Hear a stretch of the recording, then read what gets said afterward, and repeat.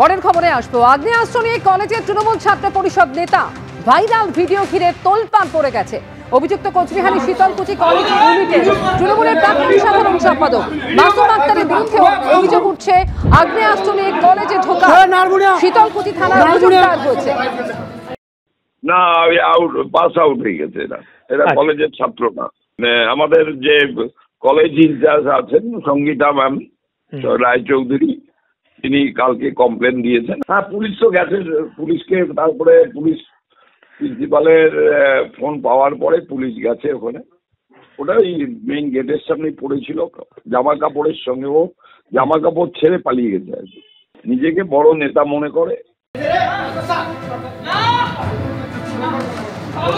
যদিও চক্রান্ত করে ফাঁসানো হয়েছে বলে অভিযোগ তুলছেন অভিযুক্ত তৃণমূলের ছাত্র নেতা।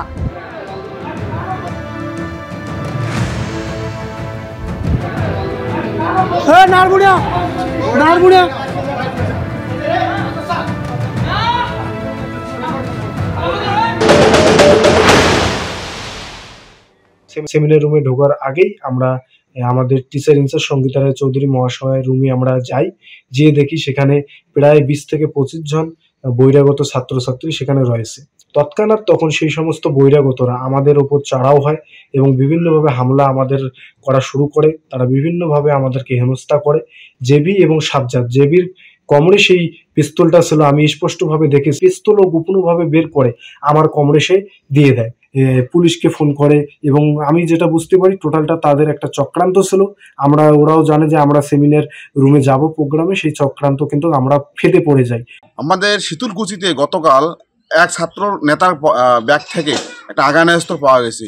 ভাবুন তাহলে, শীতলকুচি এত সুনাম কুচবিহার জেলার মধ্যে একটা ভালো কলেজে আজকে তারা গোষ্ঠীদ্বন্দ্বের ফলে এই যে কলেজে আগ্নেয়াস্ত্র নিয়ে ঢুকছে, আগামী দিনে ছাত্ররা কলেজ যেতে ভয় পাবে। এই যারা এই সমস্ত কাজ করছে তাদের অবিলম্বে পুলিশ গ্রেপ্তার করুক এবং তার কঠোর শাস্তি হোক। সাধারণ ছাত্রছাত্রী যাতে নিরাপত্তা পায় সেই ব্যবস্থা করুক। তাদের গোষ্ঠীদ্বন্দ্ব বন্ধ হোক। যতদিন না পর্যন্ত কলেজে ছাত্র সংসদ নির্বাচন হচ্ছে ততদিন পর্যন্ত ছাত্র সংসদ তাড়া দেওক এবং সমস্ত সংসদ বন্ধ রেখে এবং কলেজ কর্তৃপক্ষ কাজ চালিয়ে যাক, এই দাবি করছি আমরা এবিভির পক্ষ থেকে। শিলিগুড়ির কাওয়াখালীতে চলছে লক্ষ্য কণ্ঠে গীতা পাঠ। সনাতন সংস্কৃতি পরিষদের উদ্যোগে আয়োজিত হয়েছে এই অনুষ্ঠান। সেখানে উপস্থিত হয়েছেন সুকান্ত মজুমদার, দিলীপ ঘোষ, রয়েছেন ভারতের নানান প্রান্ত থেকে আসা প্রায় 1000 সাধু সন্ত।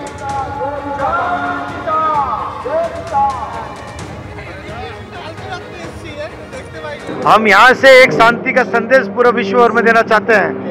जो असुर शक्ति विशेष करके बांग्लादेश और कनाडा में घूम रहे हैं, उसका विनाश हो अधर्मियों का, और सब के स्थानों में भाईचारा और प्यार बना रहे। यही उपदेश यहाँ से कुरुक्षेत्र मैदान सिलीगुड़ी से जाएगा। अपने गीता में उपदेश संदेश में दिया हुआ है, एक हाथ में शस्त्र और एक हाथ में शास्त्र।